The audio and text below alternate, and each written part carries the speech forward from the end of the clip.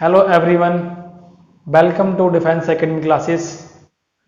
तो पिछली क्लास में मैंने आपको जो विकार के आधार पर जो मैंने आपको शब्दों की परिभाषा होती है उसके बारे में मैंने आपको बताया था, जिसमें मैंने आपको बताया था कि लिंग, वचन, काल एवं कारक के आधार पर यदि कोई शब्द परिवर्तित हो जाता है तो उसे क्या बोलते हैं अपन? विकारी शब्द कहते हैं, जो कि चार प्रकार से होते हैं: संज्ञा, सर्वनाम, क्रिया एवं विशेषण। तो आज हम पढ़ने वाले हैं पहला विकारी शब्द। इसका नाम क्या होगा? संज्ञा। आप सभी ने बचपन से इस टॉपिक को पढ़ा होगा, सभी लोगों ने सामान्यतः इसको पढ़ते हैं हमेशा। लेकिन यदि मैं आप सभी से प्रश्न पूछूं कि संज्ञा क्या होती है, हिंदी भाषा में हम संज्ञा को क्यों पढ़ते हैं, तो आप इसका आंसर मुझे कमेंट बॉक्स में कर देना यदि आपको आता है, और नहीं आता है तो अभी मैं बता रहा हूं फिर भी कर देना पढ़ने के बाद भी। तो चलिए, जब भी हम बात करते हैं संज्ञा की, तो संज्ञा, सबसे पहला प्रश्न मैं आपसे पूछूं, संज्ञा हिंदी में क्यों आई? क्यों आना पड़ा हिंदी में संज्ञा को, कि संज्ञा ही हमने उसको क्यों बोला? तो देखो, संज्ञा क्यों आता है, जैसे हम इसकी जो जब परिभाषा की बात करते हैं तो आप सब बोलते हैं कि किसी स्थान, जाति, वाचक के नाम को अपन क्या बोलते हैं? संज्ञा कहते हैं। तो यहाँ पे एक टर्म आई है, नाम। नाम, तो मेरे कहने का तात्पर्य क्या है, जो संज्ञा है ये हिंदी भाषा में क्यों आई है? किसी भी चीज के नाम को प्रदर्शित करने के लिए, नाम को बताने के लिए। जब कोई वस्तु या फिर व्यक्ति इस संसार में जन्म लेता है या फिर बनती है, तो उस वस्तु का या फिर उस व्यक्ति का सर्वप्रथम क्या रखते हैं अपन?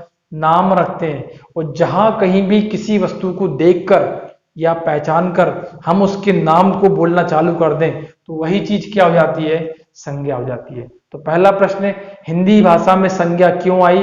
तो हिंदी भाषा में नाम को बताने के लिए या फिर नाम को शो ऑफ कराने के लिए हिंदी भाषा में कौन आ गए? संज्ञा आ गई। परिभाषा आप सभी लोग भली भांति जानते हैं, किसी व्यक्ति, वाचक, स्थान या इवेंट के नाम को अपन क्या कहते हैं? संज्ञा कहते हैं। अब हम आगे बात करेंगे अपन संज्ञा के भेद के बारे में। परिभाषा आप सभी जानते हैं, आपने ये भी जान लिया कि संज्ञा हिंदी में क्यों आई, तो उत्तर क्या होगा?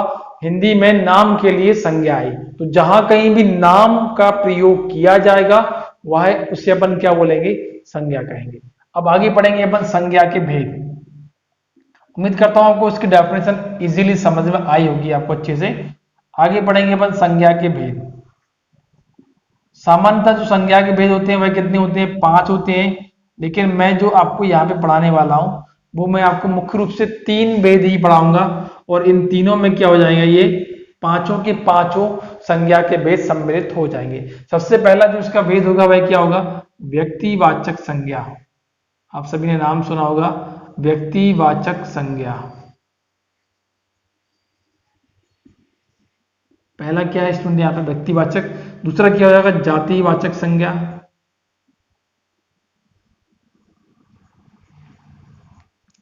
बहुत ही बेसिक तरीके से मैं आपको इनके डेफिनेशन से बताऊंगा कि कौन सी क्या क्या होती है, आप इजीली इनको बता पाएंगे। और अंत में क्या होती है? भाववाचक संज्ञा। 3 पार्ट हो गए। सामान्यता होते कितने? 5। लेकिन जो जाति वाला पार्ट होता है इसको पुनः 2 भागों में बांटा जाता है। इसमें एक क्या आता है? समूहवाचक संज्ञा,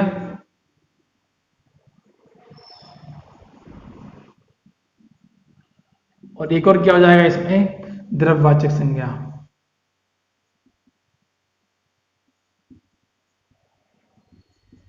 चलिए अब पहले वाले की बात करते हैं अपन। क्या लिखा अपन ने? संज्ञा के भेद वैसे कितने होते हैं? 5 प्रकार के। सामान्यतः हम कितने पढ़ रहे हैं? 3, और इन 3 के अंदर हम पांचों को इजीली पढ़ लेंगे। अब पहला यहाँ पे लिखा हुआ है व्यक्तिवाचक संज्ञा। अब व्यक्तिवाचक संज्ञा क्या होता है जान लीजिए। यहाँ पे क्या लिखा हुआ है? व्यक्ति। वाचक मतलब क्या होता है? बताने वाला। और संज्ञा मतलब क्या होता है? नाम। संज्ञा मतलब होता है नाम, वाचक मतलब होता है बताने वाला, और व्यक्ति मतलब क्या होता है? व्यक्ति होगा उसका नाम बताने के लिए। ठीक है, मतलब जिसकी बात कर रहे हैं वह व्यक्ति हो जाएगा। तो एक लाइन में यदि मैं इसकी परिभाषा बताऊं तो वह क्या होगी?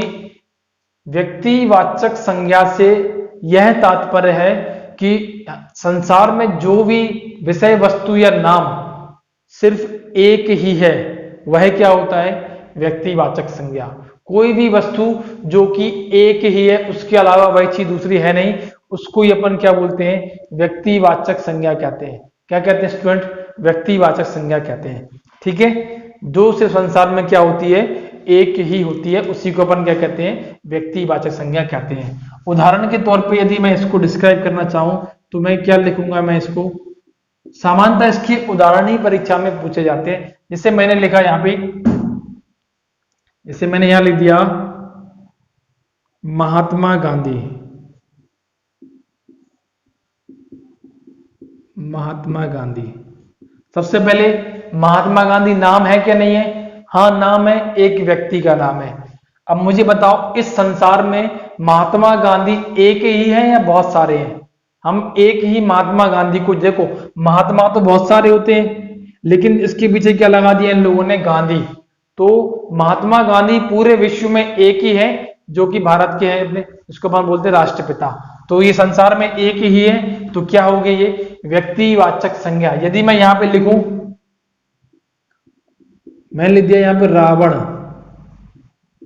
मैं लिख दिया यहां पे सुदामा, मैं लिख दिया रामचरितमानस,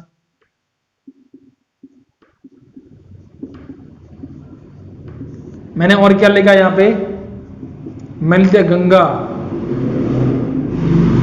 नर्मदा लिख दिया। उसके बाद मैंने एवरेस्ट, प्रशांत महासागर। तो इससे आप क्या समझेंगे? देखो जितने भी मैंने यहां बोर्ड पे जितने नाम लिखे हैं, उससे आपको क्या समझ में आ रहा होगा कि ये सब चीजें संसार में क्या है? एक ही है। तो उसी को अपन क्या बोलते हैं? व्यक्तिवाचक संज्ञा। तो आपको क्या बात याद रखना है कि जब भी कोई किसी वस्तु का अपन नाम ले रहे हैं और वह वस्तु पूरे संसार में सिर्फ एक ही है, तो वहां पर हमेशा क्या होता है? व्यक्तिवाचक संज्ञा होती है। ठीक है, आप इसको अच्छे से देखो। बात करते हैं अपन रावण की, तो रावण पूरे संसार में एक ही था।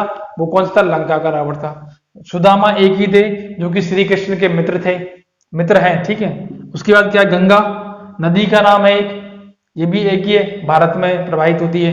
नर्मदा नदी मध्य प्रदेश से प्रवाहित होती है। एवरेस्ट नेपाल में है, आप सब जानते हैं, पूरे विश्व में एक ही है, सबसे ऊंची चोटी है। उसके बाद प्रशांत महासागर, भारत से सटा हुआ क्षेत्र है, ये जो समुद्री क्षेत्र है उसको क्या बोलते हैं? प्रशांत महासागर। ये भी पूरे विश्व में क्या है? एक ही है। ये भी यदि हम बात करें यहाँ पे इक्वल, यदि मैंने बोल दिया उत्तर, पूर्व या पूर्व, पश्चिम, या पे लिख दिया मैंने यहाँ पे दक्षिण, तो बताओ इन चारों के अलावा दिशाओं के और भी अलग से नाम होते हैं क्या? वो एक अलग बात है कि उत्तर दक्षिण करके बोल रहे हैं, उसकी बात नहीं कर रहा हूं मैं, एक पर्टिकुलर नाम की बात कर रहा हूं। तो जब भी किसी एक ही नाम की बात करते हैं तो वो क्या होता है? अपना व्यक्तिवाचक संज्ञा होता है। ठीक है, आप इसको अच्छे से समझ पा रहे होगे कि मैं क्या बताना चाह रहा हूं, व्यक्तिवाचक क्या होती है। जो चीजें संसार में एक, अर्थात व्यक्तिवाचक संज्ञा। ठीक है, स्क्रीनशॉट लीजिए इसका, फिर आगे बढ़ते हैं अपन।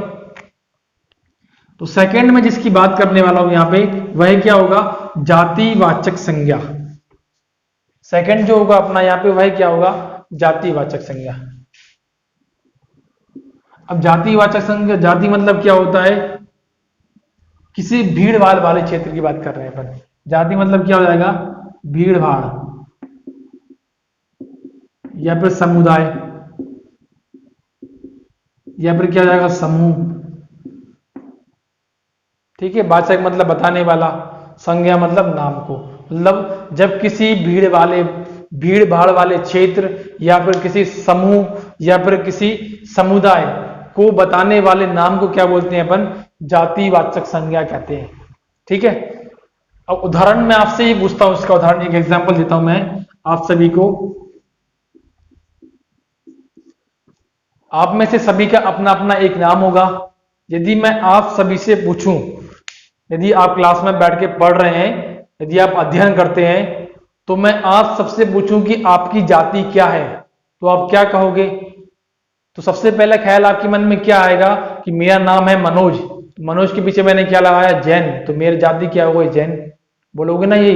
किसी ने बोला मेरा नाम है अंजलि, पीछे क्या लगा दिया उसने, शर्मा, तो क्या बोल दिया कि मेरी जाति क्या हुई, शर्मा।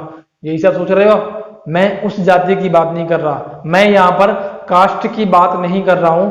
आप जो बता रहे हो, सोच रहे हो मन में, वो जाति नहीं है। यहाँ पर जाति मतलब क्या है, आप किस समुदाय से वास्ता रखते हो अपना। यदि आप पढ़ाई करते हो तो आप क्या बोलोगे, यदि आप अध्ययन करते हो, यदि मैं क्लास में बच्चे बैठे हुए समूह के रूप में, मैंने किसी एक बच्चे से खड़े होकर पूछा कि तुम्हारा नाम क्या, उसने कहा सर मेरा नाम मोहन है, तो मोहन उसने नाम बोला तो क्या बोल दिया, व्यक्तिवाचक संज्ञा।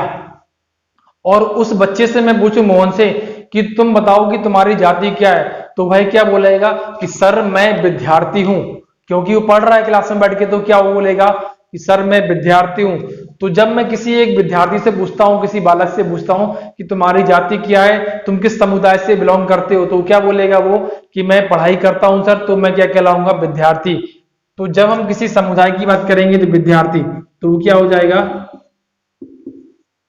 समूह हो जाएगा उसका। होगा कि नहीं होगा बताओ मुझे। जैसे मैंने यहां लिख दिया, जैसे मैंने यहां लिख दिया नदी, मैंने लिख दिया यहां पर दिशा, मैंने लिख दिया यहां पर्वत, पठार, पहाड़, नगर, सीमाएं, युद्ध इत्यादि लिखता हूं। दिन लिख देता हूं, दिन, सप्ताह, माह, वर्ष इत्यादि। अभी जरा फिर बात सुनना, अब पहला बात सुनना, यहां पे जाति कैसे हुआ, क्या लिखा है यहां पे, नदी। नदी से मैंने कहा, क्या कहा, देखो चल नदी, नदी किसकी बात कर ले, यहां पे गंगा से पूछ लेते हैं अपन। गंगा नदी है ना, गंगा से पूछते हैं। गंगा है जो कि नदी है, उससे मैंने पूछा कि तुम्हारी जाति क्या है, तो उसने क्या बोलेगी कि मैं नदी हूं। अब नदी तो देखो, नदी तो बहुत सारी है, समूह होता है नदी। नदी में मैंने भी किसी एक का नाम ले लिया, नाम आ गया गंगा, तो क्या हो गया फिर वो व्यक्तिवाचक संज्ञा। यदि मैंने कहा कि नदी, तो वो क्या हो जाएगा, वो जातिवाचक संज्ञा। उसी प्रकार दिशा, दिशाएं तो बहुत सारी होती हैं, पूर्व पश्चिम उत्तर दक्षिण, यदि मैं उनके नाम ले रहा हूं तो व्यक्तिवाचक संज्ञा। यदि मैंने कह दिया दिशा, तो ये तो बहुत सारी होती हैं, तो ये काहे में पढ़ी जाएंगी, जातिवाचक संज्ञा में। अब बात करते हैं पर्वत। पर्वत तो बहुत सारे हैं, पठारी बहुत सारे हैं, पहाड़ी बहुत सारे हैं, लेकिन मैं किसी एक का नाम ले लूं, मैंने कह दिया हिमालय पर्वत, मैंने कह दिया दक्कन का पठार या पामीर का पठार, तो ये तो पूरे संसार में एक है ना। यदि मैं उस चीज का नाम लेता हूं तो वह जाती है व्यक्तिवाचक में, और मैं उसके समूह या समुदाय की बात करता हूं तो वो काहे में आता है, अपना जातिवाचक में। नगर, नगर तो पूरे विश्व में बहुत सारे हैं, मैंने कही दिल्ली नगर, इंदौर नगर, भोपाल नगर, तो ये नाम ले दिए मैंने, तो वो काहे पहुंच गए, व्यक्तिवाचक में। यदि मैंने बोला नगर शब्द में कौन सी संज्ञा है, तो आंसर क्या कहोगे आप कि इसमें जातिवाचक संज्ञा है। उसी प्रकार से सीमाएं, सीमाएं बहुत सारी होती हैं, होती ना अलग सीमा। उसी प्रकार से युद्ध, युद्ध भी बहुत सारे होते हैं, अलग अलग होते हैं ना। जैसे एक युद्ध की बात करते हैं अपन, जैसे कौन कौन से युद्ध हुए थे, जैसे कुरुक्षेत्र में, एक अपन महाभारत के युद्ध की बात करते हैं। इस प्रकार से सीमाते हैं। दिन, दिन तो 7 होते हैं, सोमवार मंगलवार बुधवार ऐसे करके। सोमवार कह दिया तो एक, अर्थात व्यक्तिवाचक, मैंने बोल दिया दिन तो जातिवाचक। सप्ताह भी कितने होते हैं, सप्ताह में 7 दिन होते हैं, समूह होता है पूरे का, तो किसी एक का नाम ले देंगे तो देना जाएगा उसमें, ठीक है। माह, माह तो बहुत सारे होते हैं, समूह बना दिया तो क्या आ गए अपन, जातिवाचक में। तो कहने का मतलब क्या है, जब कोई शब्दों का समूह बना के रख दिया है तो उसको अपन क्या बोल रहे हैं, अपन जातिवाचक संज्ञा कह रहे हैं, ठीक है। जैसे मैंने पहला आपको एग्जांपल दिया था कि किसी विद्यार्थी से पूछूं, ऐसे कोई व्यक्ति खेत में काम कर रहा है, खेत में काम कर रहा है, मैं उससे पूछूं कि तुम्हारी जाति क्या है, तो वो क्या कहेगा, मैं किसान हूं। अब मैंने शब्द लिखा किसान अकेला, ध्यान सुनना, मैंने लिखा यहां पे किसान,